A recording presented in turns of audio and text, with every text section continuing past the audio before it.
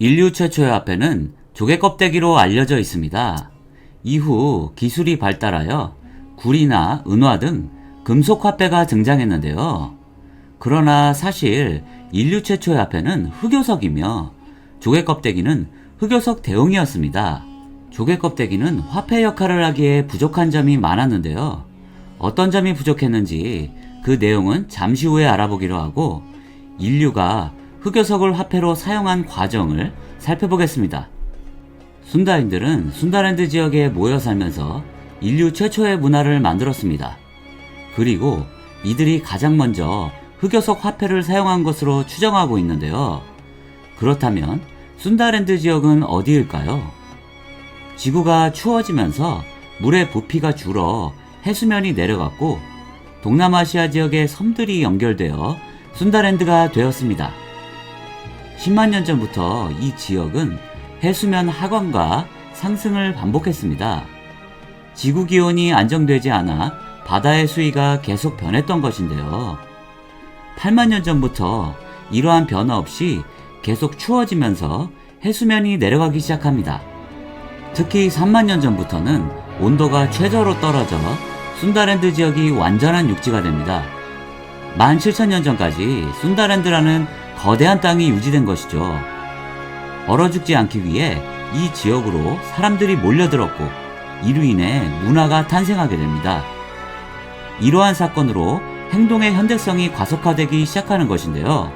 우리가 알고 있는 것과 달리 3만 년 전 사람들은 지능이 높고 언어가 발달했습니다. 그리고 이렇게 모여든 사람들 외에 순다랜드 문화를 발전시킨 또 다른 주인공이 있는데요. 그것은 바로 흑요석이라는 돌입니다. 흑요석은 돌 중에서 가벼운 편에 속하며 잘 쪼개지고 날카로워 도구를 만들기에 가장 좋은 재료였습니다. 화폐로 이용하기 위해서는 편의성, 실용성, 희소성, 신비성이 있어야 하는데요. 조개 껍데기는 가볍고 아름다웠지만 흔했으며 공예품 외에 생존의 도구로는 활용 가치가 낮았습니다. 희소성이 없으면 가치가 낮아 물물 교환 시 많은 양을 들고 이동해야 되는데요.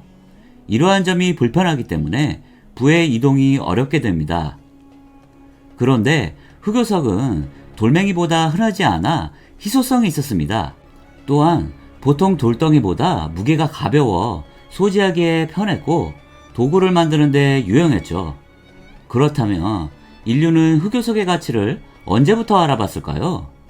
독일 석탄 광산에서 30만 년 전 만들어진 2m 길이의 나무 창이 발견되었는데요.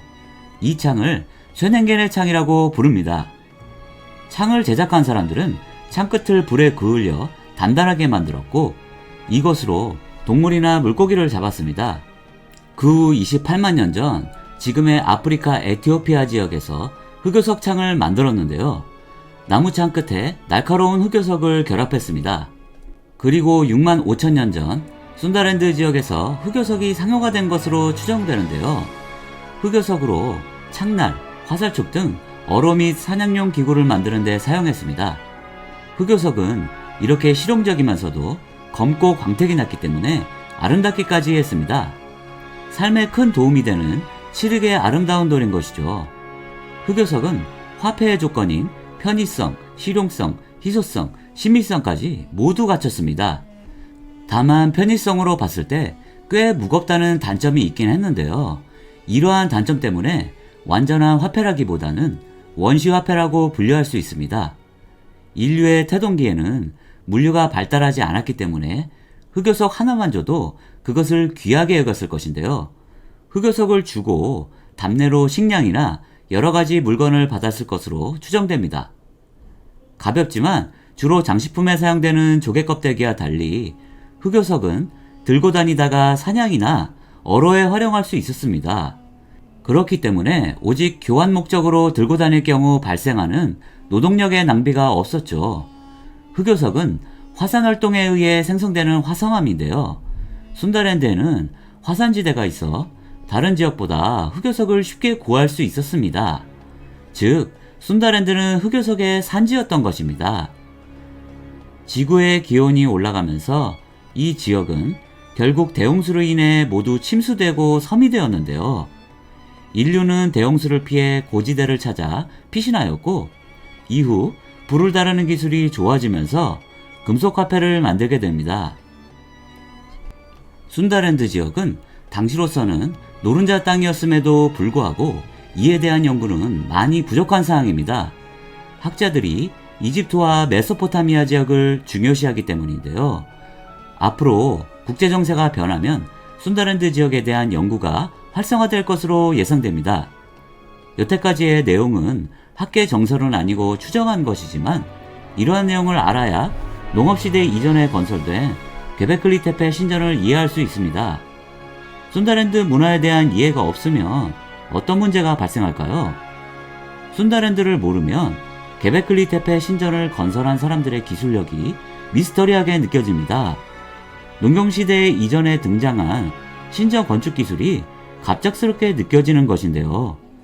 외계 문명이 내려와 인류에게 지식을 전수해 준 것은 아닐 테니까요. 다음 시간에는 인류 최초의 문화가 탄생한 순다랜드를 자세히 알아보겠습니다. 좋아요, 구독, 알림 설정 해주시면 다음 영상을 제작하는 데 큰 힘이 됩니다.